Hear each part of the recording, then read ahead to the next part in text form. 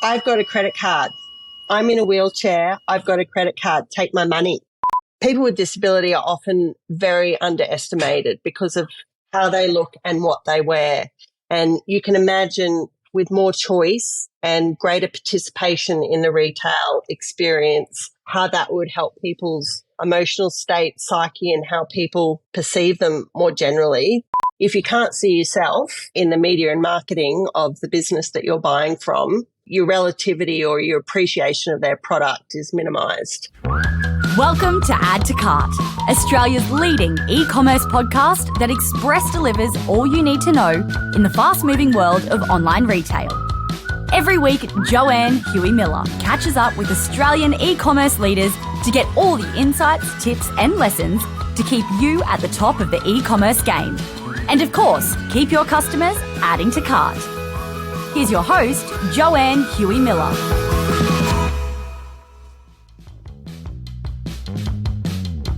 Fashion is powerful. A sharp suit for an important meeting, comfy jeans to slide into the weekend, the perfect dress for a big night out. Fashion allows us to express ourselves and how we feel on any given day. The choice of what to wear is something that most of us take for granted.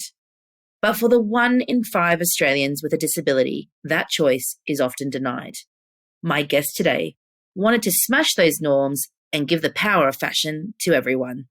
Jessie Sadler is the founder of adaptive clothing label Christina Stephens, which allows people with disability, dexterity issues, and changing bodies to wear clothes that are both functional and fashionable. In fact, Christina Stephens was on the runway at Australian Fashion Week last year. In our chat today, Jessie shares her top tips for accessible e-commerce, how a powerful admission from a nervous groom led to some sexy lingerie, and why representation makes good business sense, both ethically and financially. She even talks about bulletproof jeans. You heard it here first. Jessie is also offering our listeners 5% off at Christina Stephens, so make sure you listen at the end of the episode for the code. So thanks to our partners Shopify Plus and Paclio, here's our conversation with Jessie Sadler, founder of Christina Stephens. Jessie, welcome to Add to Cart. Thank you, Jo. I'm so happy to be here and to see you again. Oh, well, I think the last time we caught off, you were actually hot off the runway at Australian Fashion Week last year when Christina Stephens made its debut. Yep. So exciting. It was really exciting. I remember we had a lot of sweat from the preparation that morning and a lot of makeup running down our faces from tears. So I would have looked like a sight at that point. Well, you were literally the lady of the hour, but we can go into that later on. I'm so looking forward to our chat today so we can chat with our listeners about the story behind your business, but also talk about how fashion can actually empower people with disabilities and how they're actually a customer base that's commonly overlooked by retailers. It's actually crazy because about 20% of Australians have a disability and they actually struggle to find clothing that they enjoy wearing and that's suitable. So clearly it's a market. There's a massive gap in the market there. But I think really a great place to start is to talk about adaptive fashion. What is it exactly? Sure. So adaptive fashion in our terminology and how we view it is clothing that looks excellent, is fashion forward, that people are proud and feel good wearing, that has been adapted for various physical and intellectual or sensory needs. So we cover those 3 bases. Our business has refined its product offering to cater for those in part-time or permanently seated positions, for those with prosthetic limbs or limb difference, those with sensory needs or dexterity and mobility challenges. And so when you're looking at how clothing design impacts those needs or provides for those needs, it can be the cut of the garment, it can be the placement of seams, access points, textiles is a big thing. So depending on what your need is, the fabric might need to be soft, it might be more durable, temperature regulating. So there's all sorts of things to consider. But what has traditionally happened in the past is that the functional provision or the functional design in the clothing has come first. And the result of that means that it's not necessarily something that people feel good or spunky in or sexy in. And that's what we're here to change. Yeah. Actually, speaking of the traditional shopping experience for people with disabilities, how would you describe it? Like, where do they normally go? Or, what were the options that they used to have? Traditionally, like we're talking about 10, 20 years ago, it was largely bespoke alterations for people with disabilities, which is a very expensive solution, obviously needed in a lot of situations because everyone's different. But yeah, it is an expensive option, and we don't think that that needs to be the case. In a retail setting, it was pretty much non-existent. Products that were available off the shelf in a retail setting were pretty average. They were one size fits all, unisex. We refer to potato sacks in a lot of situations because oversized clothing or oversized parts of the clothing is a common need. So that's from the design point of view, but the retail experience, people with disability have had to largely shop online. And sadly, that's still the case, but we are changing that.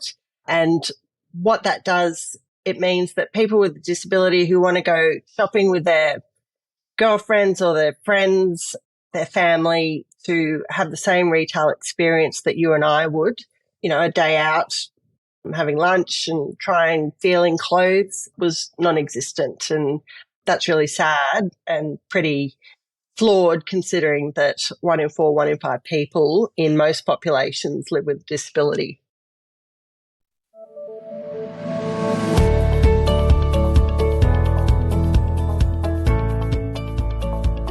Phew! I bet you're breathing a sigh of relief now that Black Friday is over for another year, right? Well, according to our friends at Shopify, customers, they haven't stopped looking for bargains, and they are going to keep chasing them all the way through 2023 as the cost of living takes its toll. Yes, that old chestnut. But Shopify have surveyed 2,000 Australian customers, and they found that 3 in 4 Australians are already reducing their discretionary spending, and 84% of customers are comparing prices. With price and value such a hot point for customers, it is worth considering how you are going to continually send price messages throughout 2023 to keep your customers interested. The battle for the wallet is going to be fierce. To view more resources to help with your 2023 planning and see how Shopify can take your e-commerce business to the next level, visit shopify.com/au today.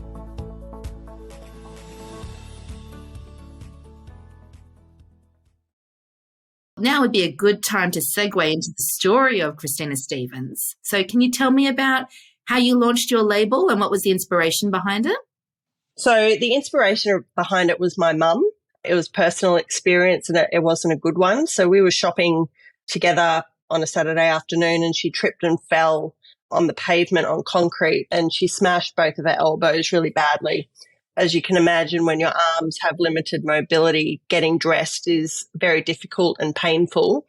And so I immediately thought, we'll just jump online and get some easy dressing clothing for her. And what I found was really disappointing and discouraging. My mum loves spending cash on her wardrobe and is really a fashion-forward lady.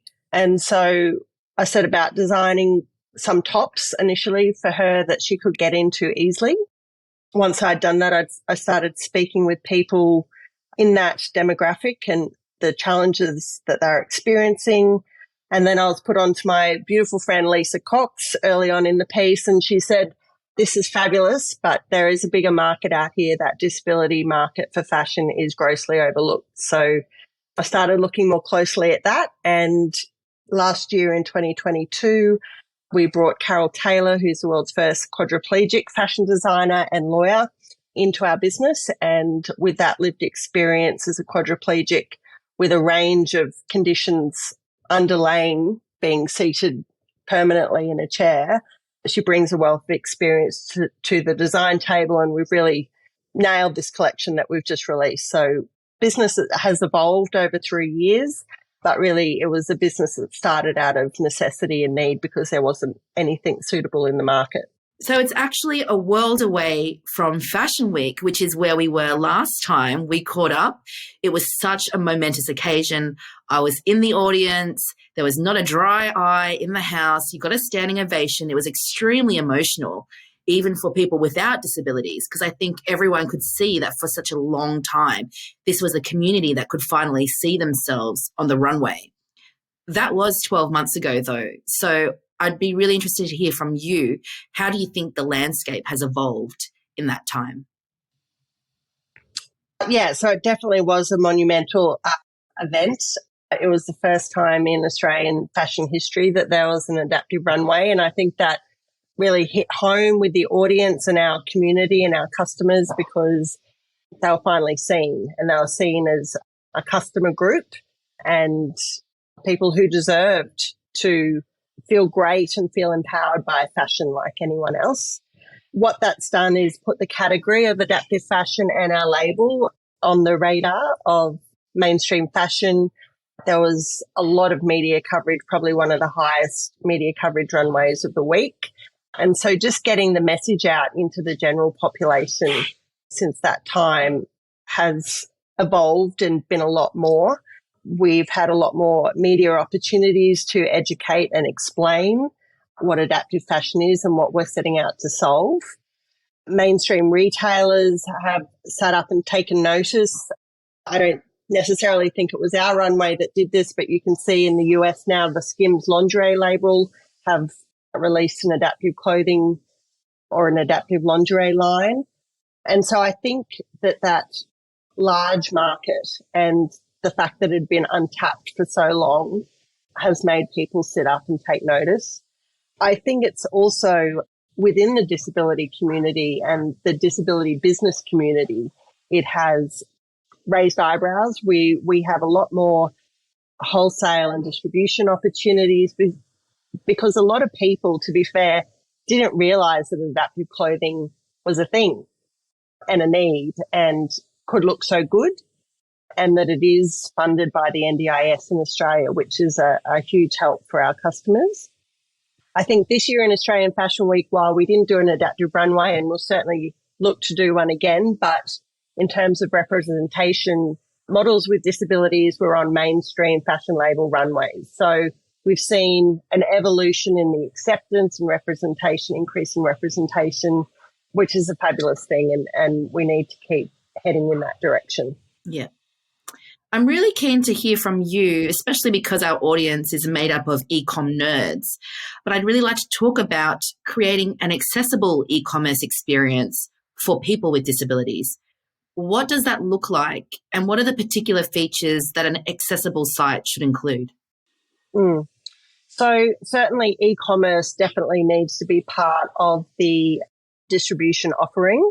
I will always advocate that we still need adaptive clothing in bricks and mortar stores so people can experience retail therapy and they can touch and feel and try on things. But e-commerce, because of the convenience of it for you and I, but also people with disability who don't have a chance to get out into the shops every day, is a really important component of it. So making your website accessible in the first instance is very important. We do that through what's probably most commonly known to people is the alt text function. So people that are vision impaired can understand what they're seeing on the site, and there's technology that obviously converts that and allows that functionality for them.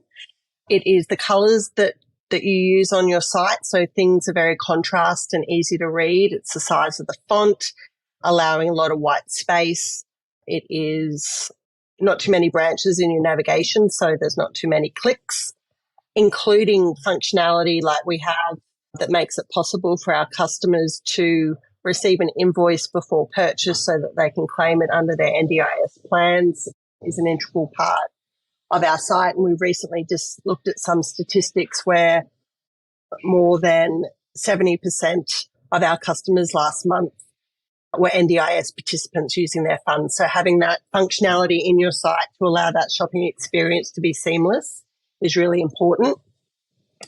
And then using off-the-shelf technology that's already out there. So Google provides an accessibility or an accessible rating for your site, which we've, I think, last month hit about 85 to 90%, which was great.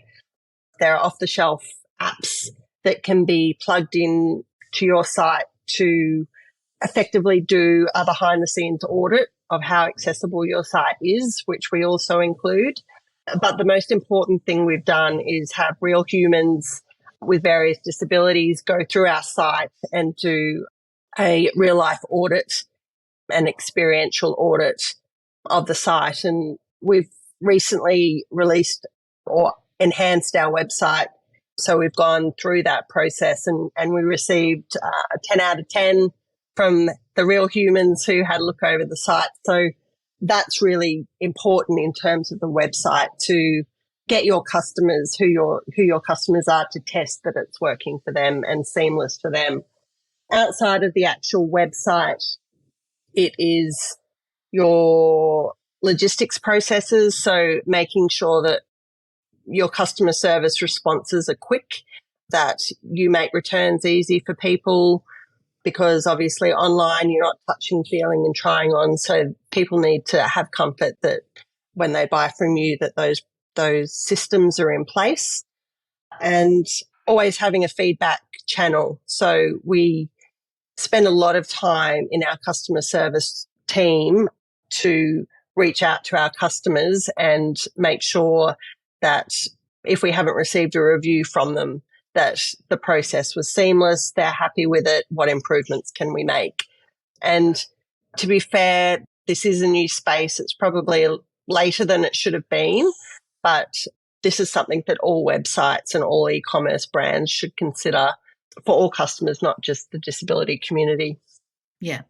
Are there any sort of quick and easy wins that an online retailer could sort of help make their customer experience more inclusive for people with disabilities? Yeah, so media marketing and representation is a quick win and has a huge impact on people. So if you can't see yourself in the media and marketing of the business that you're buying from, your relativity or your appreciation of their product is minimized.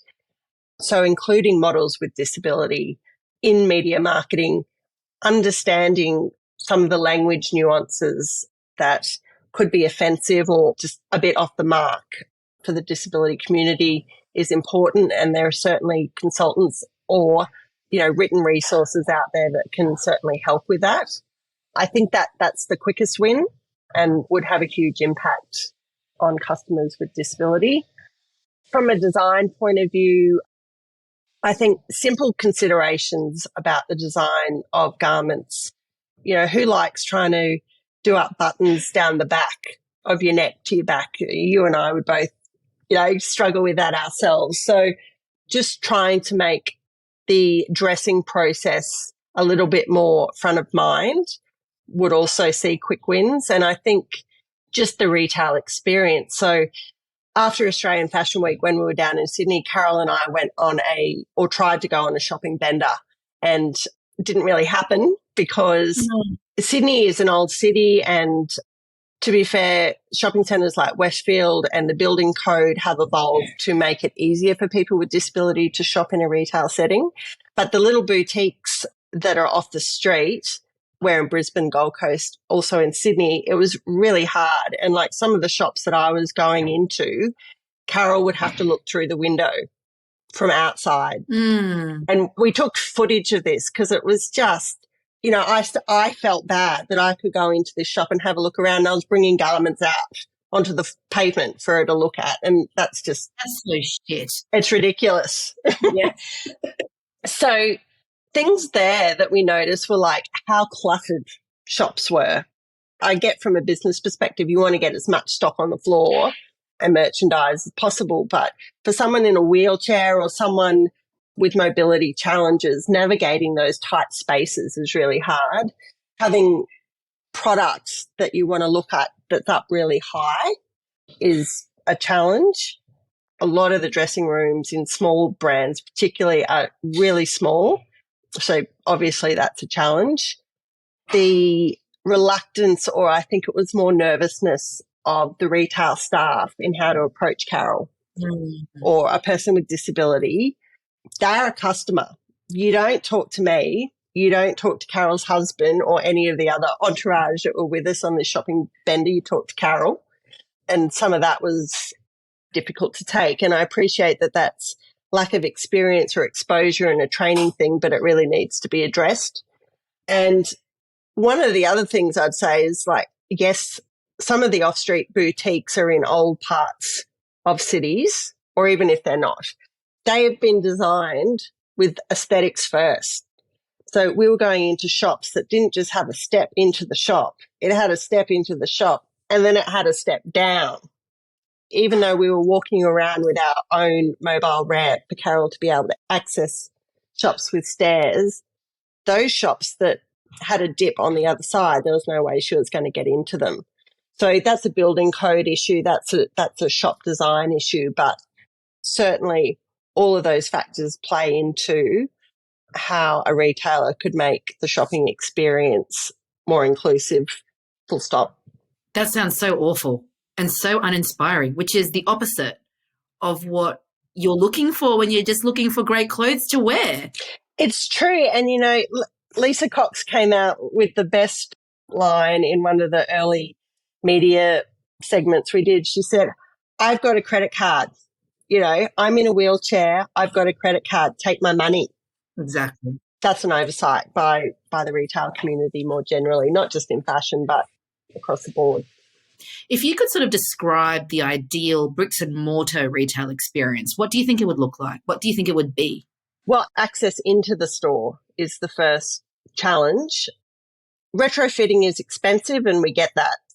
But even having an accessible ramp behind the counter and a sign out the front would go a long way in telling your customers that you appreciate them all, not just the ones who can walk.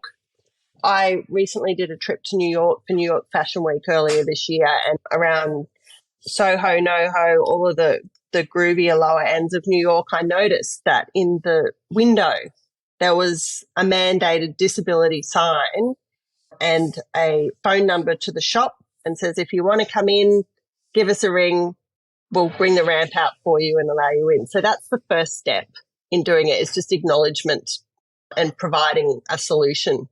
The solution longer term is for the building code to be more realistic and inclusive about what people with various disability needs. And it's not just wheelchair access. You know, if it's a hard area to get into, someone with prosthetic limbs would find that a challenge too. And as I said, the spacing in the shop is really important, and the size of the dressing room is really important. So we appreciate that as a small label ourselves that's growing, you don't have oodles of cash to do major retrofits, but understanding what the challenges are and looking for low-cost solutions like that would go a long way in attracting customers. Yeah. What do you wish more retailers understood about people with disabilities and what they actually want from a retail experience? Like what are the changes that you would love to see in the industry? Well, people with disability want the same retail experience as people without disability. They want to have choice.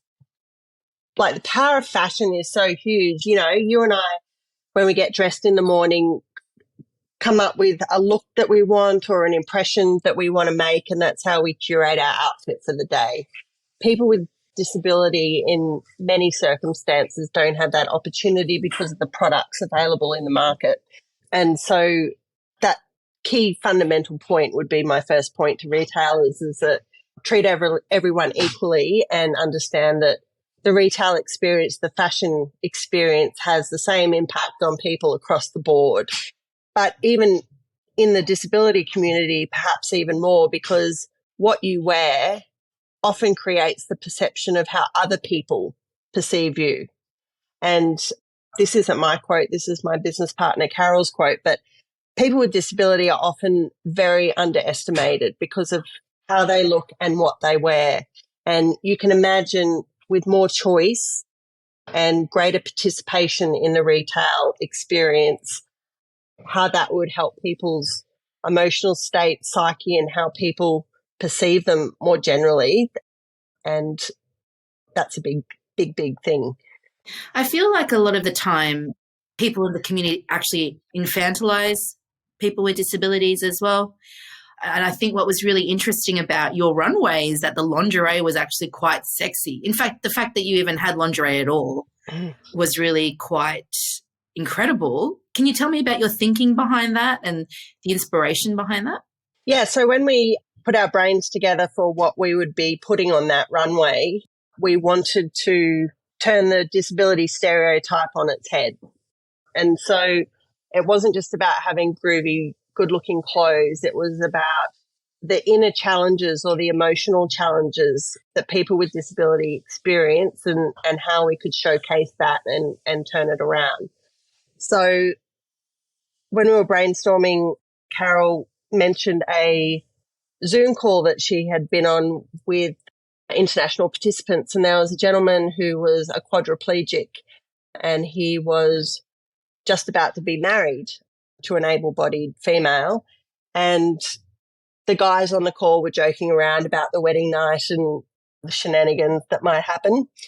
And Carol explains that you could have heard a pin drop because it just went silent. And this gentleman was brave enough to voice that he would never know what it was like to unwrap his bride.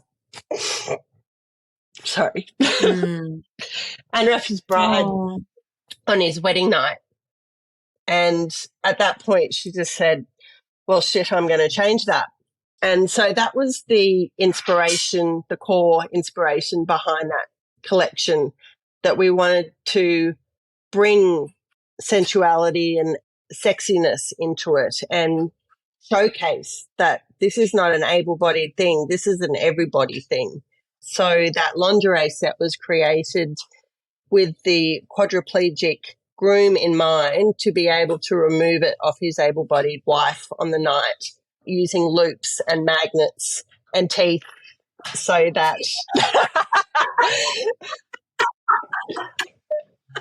he and his bride could have that same experience is, I'm not going to say most people, I'm going to say most people want on their wedding night. And so that's how that evolved. And that was a beautiful piece. And then we thought, well, what else goes with that? How else can we evolve that concept? And so we did the blue suit for Dinesh that was magnetized and the pants were cut for a seated position. And he represented the groom, the quadriplegic groom. And then we thought, well, we need some sexy punch here. So we put a pair of pleather black and gold pants on Suzanne. And so it was just really about demonstrating that everyone experiences these considerations and these desires. And we were going to solve that problem for people with disability who didn't think that they had a solution for it. You've refreshed your website, the new range is about to drop, you've never had more customer service options. Hey, but take a look over there at that boring pile of packaging boxes. Ugh, ugly. Time to give that some love. Luckily, Paclio is here to bring some joy to your customer's delivery and unboxing experience. It's been ignored for way too long. With vibrant colours, cool designs and eco-friendly credentials, there are no more excuses for boring boxes. Even better, Paclio is Australian owned and operated with same-day dispatch and 14-day returns. There's nothing boring about that. Check out the Paclio range of e-commerce packaging options at paclio.com. That's Paclio, P-A-C-K-L-E-O, paclio.com.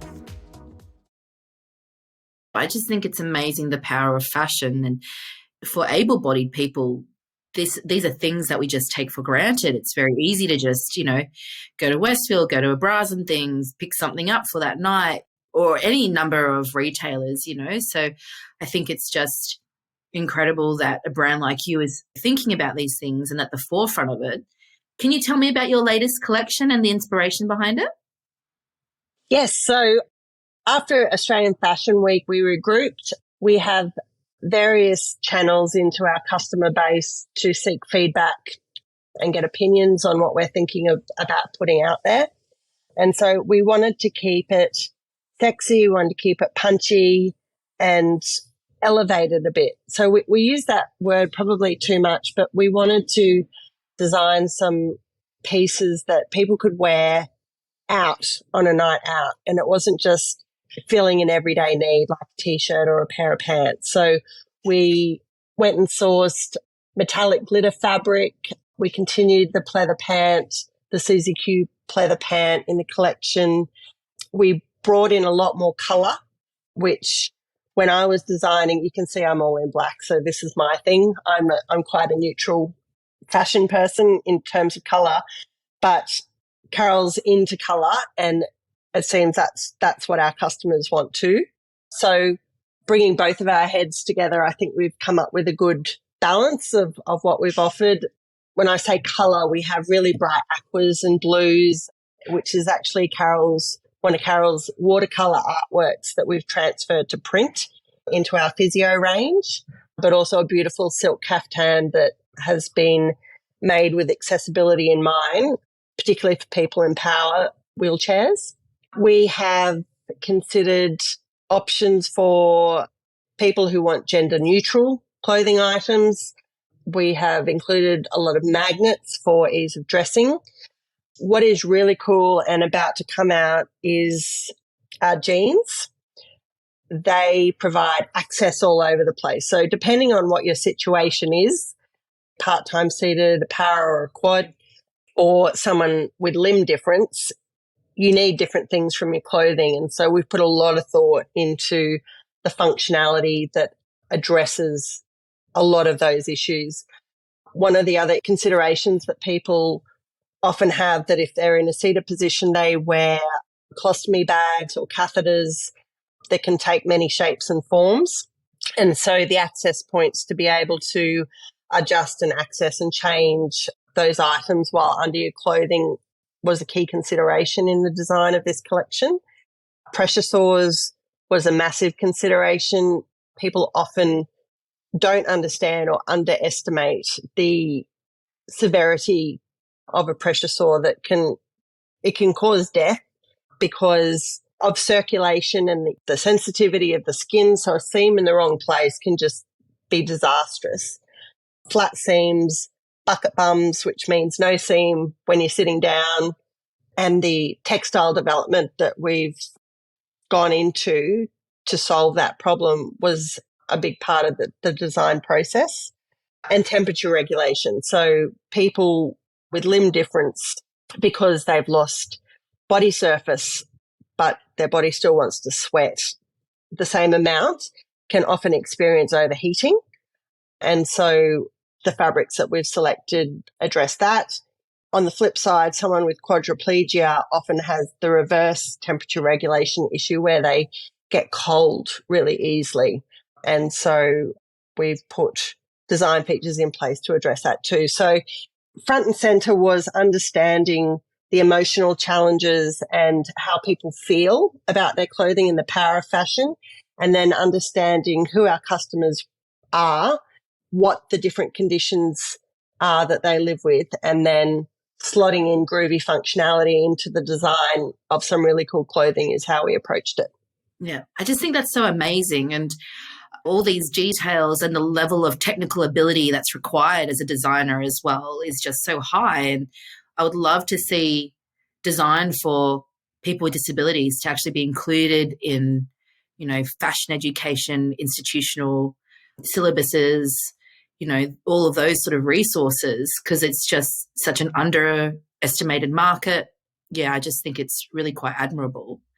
Just to shift gears a little bit, so given you guys are an e-commerce retailer, what would you say are some of the ways that you effectively engage with your community online, and how do you communicate with them? Because I know it's quite a tight-knit community, right? It is. We have a really high customer return rate, and I think that's testament to the quality and the design features of our collections. But also it is a tight-knit community and there's a lack of product in the market. So we're in touch with our customer base through many channels. Like most e-commerce brands, we seek reviews and we take our reviews seriously. If a review is under 4 stars, we reach out to that customer by phone to have a conversation with them. What was wrong? What wasn't suitable? Not necessarily wrong, but what wasn't suitable for them, and seek ways for improving or incorporating their feedback in our designs for the next run. So we do telephone customer reach outs once a week or once a fortnight, depending on the reviews. And we do telephone customer reach outs also to our high value and our high repeat customers. And that provides a lot of input into improvements to our designs over time.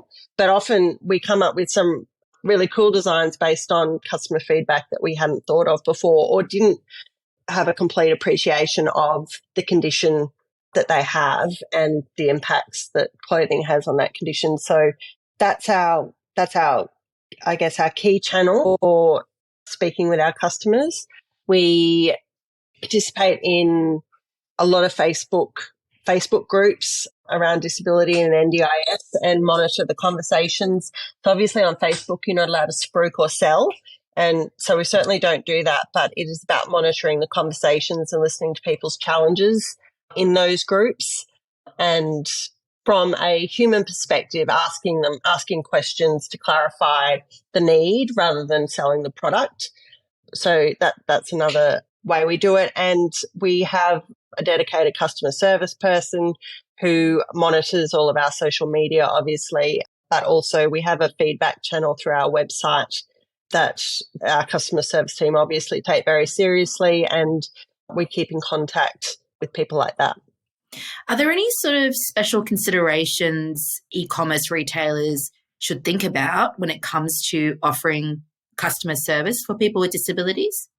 Returns is probably the biggest thing. So when someone can't touch, feel or try on, they need to have comfort that a product can be returned easily. So that's a system consideration for an e-commerce retailer. Like in terms of the mode of communication, so you choose to do phone calls. Is that something that's, widely embraced by people with disabilities or particular kinds of disabilities perhaps? Depending on the disability, it could be easier for someone to have a conversation than to sit typing lots of emails going back and forward.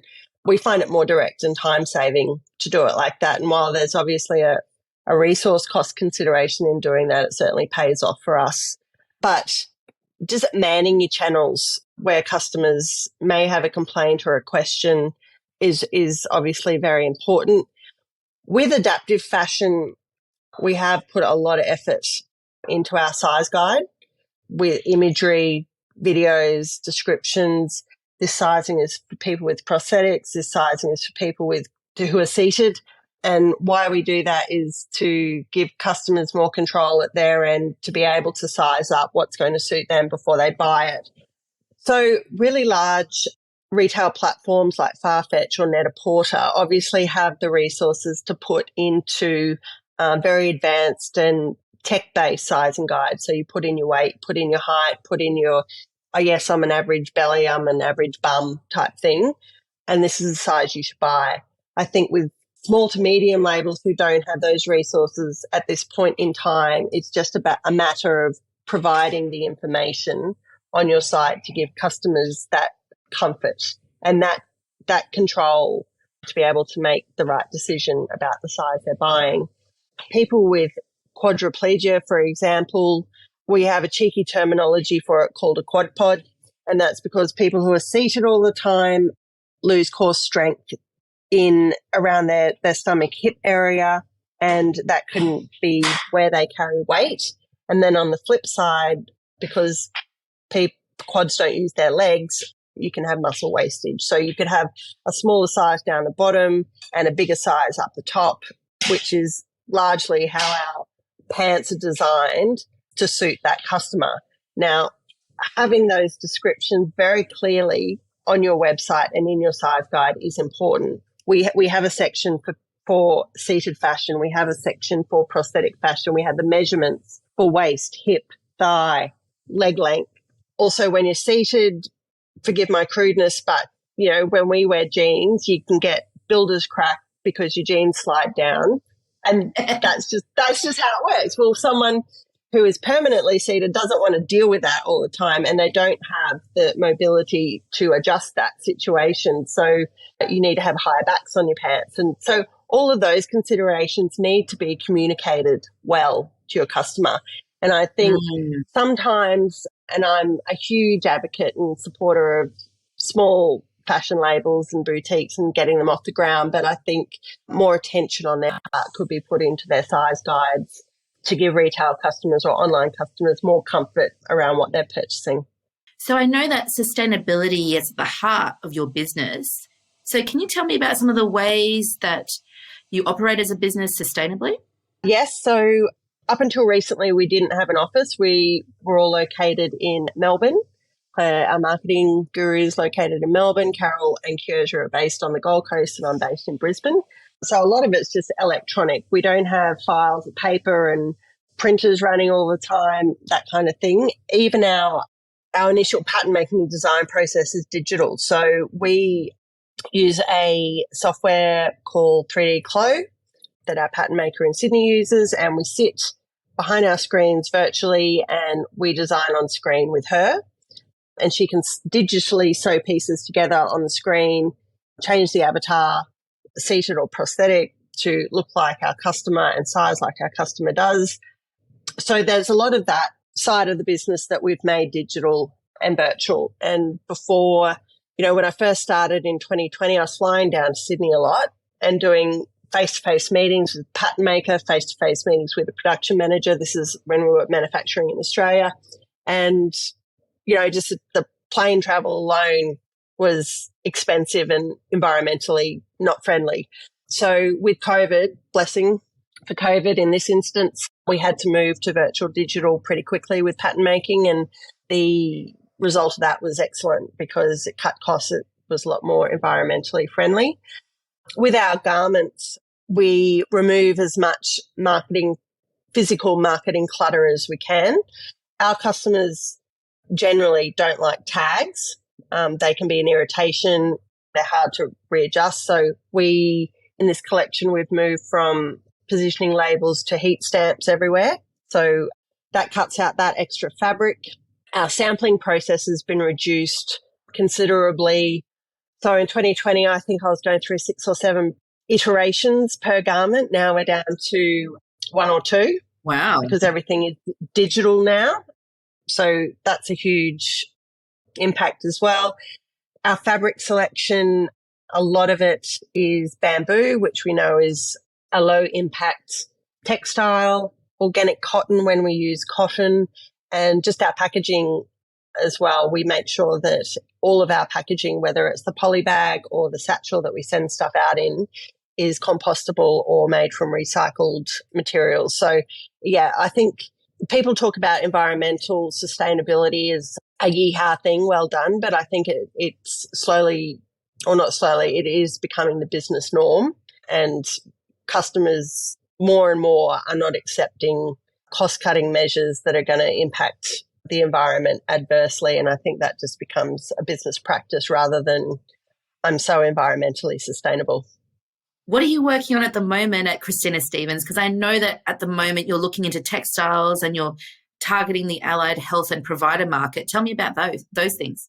Yeah, so we had an epiphany one day, and I think Carol asked the question, well, if they can make a bulletproof vest, surely we can make bulletproof jeans. And it was like, oh, yeah. Fair. How do we do that?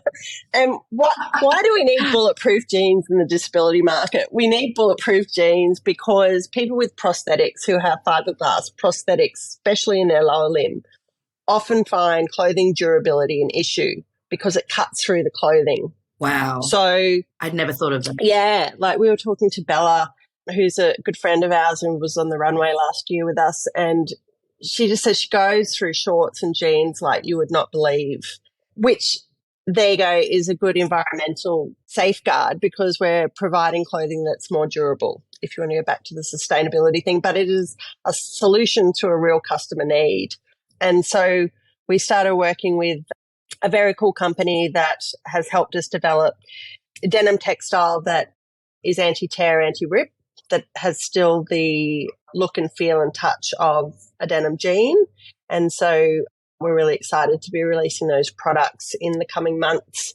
That same textile designer has also helped us redesign denim for the seated market, where we've included a lot more tensile and softer fibres on the inner side of the jeans so that when people are seated, it's more comfortable, there's less pressure sore risk. And so that's a really cool evolution in the business, that we're not just, going to the market and buying off shelf because it looks pretty. We are putting a lot of R&D and time into making sure that what we're making our clothing out of is advanced and it is solving our customers' challenges.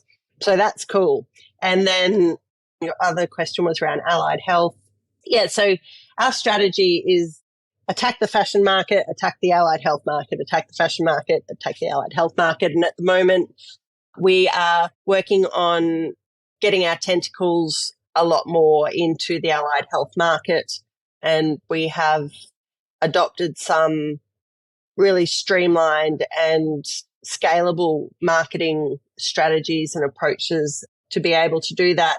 And that's an initiative around educating the allied health market on what adaptive fashion is, that it is available, that it's NDIS fundable, and how it works and how it will benefit their customers. So, sometimes we make the analogy that adaptive clothing is where plus size and maternity clothing was 15, 20 years ago. You don't necessarily have to do a lot of educating into why you would give someone a maternity outfit or a plus size outfit. It makes sense. But there is a call for a lot of education in the adaptive clothing market at this stage of the game to get the message and the education out there into the allied health market or industry, and as well as the mainstream fashion industry. So we're working on that at the moment, and about to release some really excellent designs and pieces for Australian winter.